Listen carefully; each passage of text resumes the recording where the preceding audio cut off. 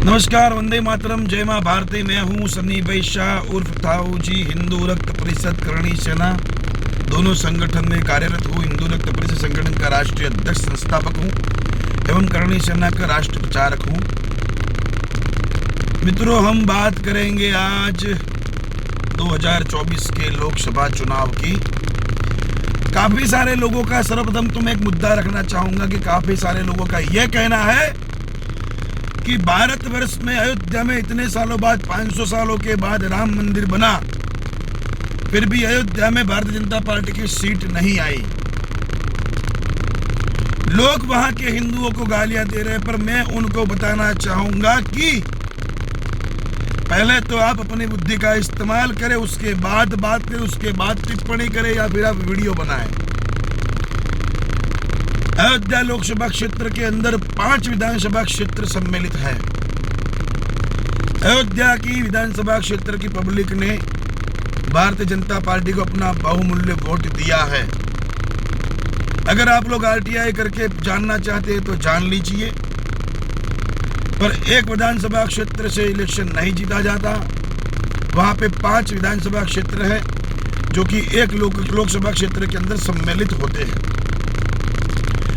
आसपास के 4 विधानसभा क्षेत्र के अंदर मुस्लिम बहुमती वोट है, अन्य सामाजिक वोट है। जो लोग पहले से ही विभिन्न प्रकार की पॉलिटिकल पार्टियों के साथ जुड़े हुए थे, और इसी वजह से अयोध्या की जो लोकसभा सीट है वो भारतीय जनता पार्टी ने अपने हाथ से खोई है। हम एक ही चीज पकड़ के बैठते हैं, परंतु ये कभी सोचेंगे नहीं कि मध्य प्रदेश के अंदर सारी की सारी सीटें भारतीय जनता पार्टी ने एकत्रित कर ली, सम्मिलित कर ली और विजय प्राप्त किया। हम ये भी नहीं सोचेंगे कि भारतीय जनता पार्टी भारत नहीं बल्कि वर्ल्ड की सबसे बड़ी पॉलिटिकल पार्टी है। हम ये भी नहीं सोचते कि अन्य राज्यों में क्या सीनेरिया हुआ, क्या सीन हुआ। हम ये भी नहीं सोचते कि विभिन्न प्रदेशों के अंदर हिंदू कहां कच्चा पड़ गया। हम ये भी नहीं सोचते कि अन्य पॉलिटिकल पार्टियां कैसे विजय प्राप्त कर गई।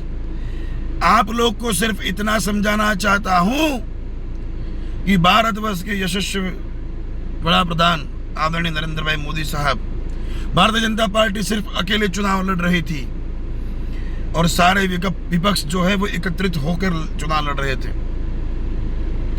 साहब, आप लोग को दिमाग का इस्तेमाल करना चाहिए और यह सोचना चाहिए कि भारत का सारा विपक्ष एक हो गया, फिर भी भारतीय जनता पार्टी ने, कांग्रेस जिसने 70 साल तक देश को निचोड़ा, उस पार्टी की आधी से भी कम सीटें आई है और भारतीय जनता पार्टी की 240 प्लस सीटें हैं। दिमाग का इस्तेमाल कीजिए।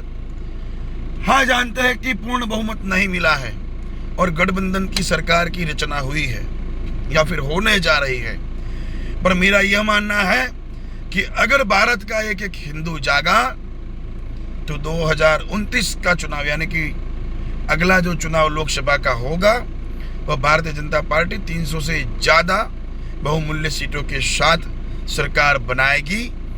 हमें, आपको, सबको, सब हिंदू को अब वापिस जगने का अवसर आन पड़ा है। उंगलियां ना करे, देश को समर्पित होकर देश के साथ रहे, हिंदुत्व की सरकार बनाने में अपनी कार्यक्षमता, अपना अथाक प्रयत्न करे। इसी के साथ वंदे मातरम, जय मां भारती, हर हर महादेव, जय श्री राम।